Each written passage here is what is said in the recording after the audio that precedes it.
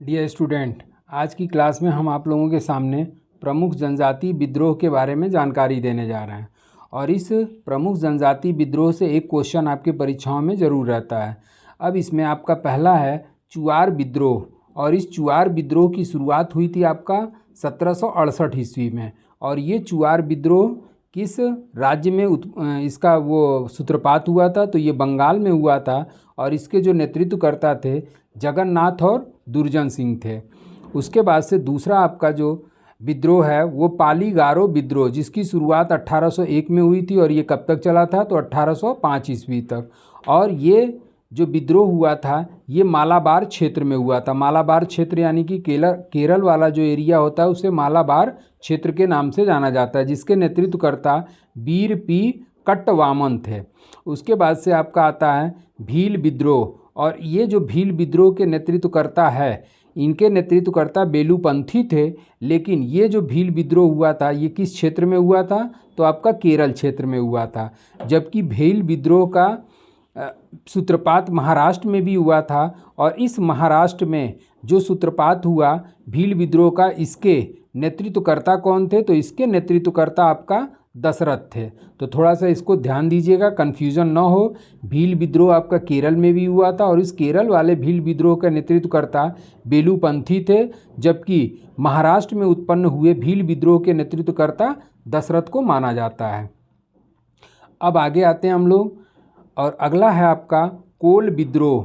और ये जो कोल विद्रोह है, इस कोल विद्रोह की शुरुआत जो हुई थी वो 1831 ईस्वी में हुई थी, और ये 1831 ईस्वी से लेकर के कब तक चला है? तो 1848 ईस्वी तक। और इसका जो क्षेत्र हुआ करता था वो आपका छोटा नागपुर और सिंह भूमि का जो क्षेत्र है उसी क्षेत्र में कोल जनजातियों के द्वारा यह विद्रोह किया गया था। और इसके नेतृत्वकर्ता थे आपके बुद्धो भगत और जोआ भगत। और इसका जो व्यापक क्षेत्र हुआ करता था वो रांची, हजारीबाग और पलामू क्षेत्रों में विशेष तौर पे ये फैला हुआ था।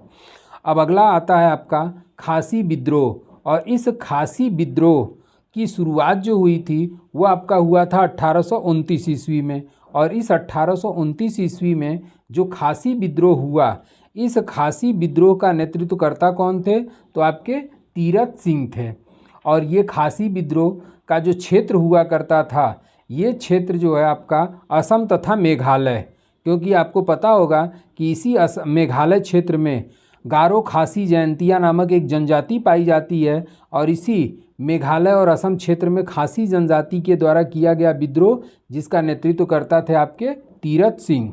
अगला आता है आपका संथाल विद्रोह, और ये संथाल विद्रोह 1855-56 ईस्वी में किया गया था, और इसके नेतृत्वकर्ता सिद्धू और कान्हू दो भाई हुआ करते थे। और इनके द्वारा बिहार तथा झारखंड के क्षेत्र में इस सिद्धू और कान्हू के द्वारा संथाल विद्रोह का नेतृत्व किया गया था। अब आपका आता है मुंडा विद्रोह, और ये मुंडा विद्रोह जो है वो रांची साइड में किया गया था, रांची झारखंड। और इसका नेतृत्वकर्ता कौन थे? तो ये थे आपके बिरसा मुंडा। और अगला आता है आपका रंपा विद्रोह, और ये रंपा विद्रोह की शुरुआत 1879 ईस्वी में अल्लूरी सीताराम के द्वारा किया गया था। और ये रंपा विद्रोह का क्षेत्र कौन सा था? तो आंध्र प्रदेश क्षेत्र में अल्लू सीताराम के द्वारा रंपा विद्रोह का सूत्रपात 1879 ईस्वी में किया गया था। अगला है आपका ताना भगत आंदोलन, जिसकी शुरुआत 1914 में हुई थी। और ये जो क्षेत्र है आपका छोटा नागपुर, इसका क्षेत्र कौन सा है? छोटा नागपुर। और इस छोटा नागपुर में ताना भगत आंदोलन का नेतृत्वकर्ता जतरा भगत हुआ करते थे। अब अगला आपका आता है रामोसी विद्रोह, और ये रामोसी विद्रोह की जो शुरुआत हुई थी 1822 ईस्वी में हुई थी, और ये 41 ईस्वी तक चला था, 1841 ईस्वी तक। और ये जो इसका क्षेत्र हुआ करता था रामोसी विद्रोह का वो आपका था पश्चिमी घाट की जो पहाड़ियाँ हैं या उस क्षेत्र का जो एरिया है उसी क्षेत्र में चित्तर सिंह के द्वारा रामोसी विद्रोह का नेतृत्व किया गया था। अगला आता आपका अहोम विद्रोह, और इस अहोम विद्रोह की शुरुआत असम में की गई थी। और शुरुआत का ईयर कौन सा है, तो 1828 ईस्वी में शुरू हुआ था और ये 33 ईस्वी में ख़त्म हुआ था, जिसके नेतृत्वकर्ता गोमधर कुंवर थे।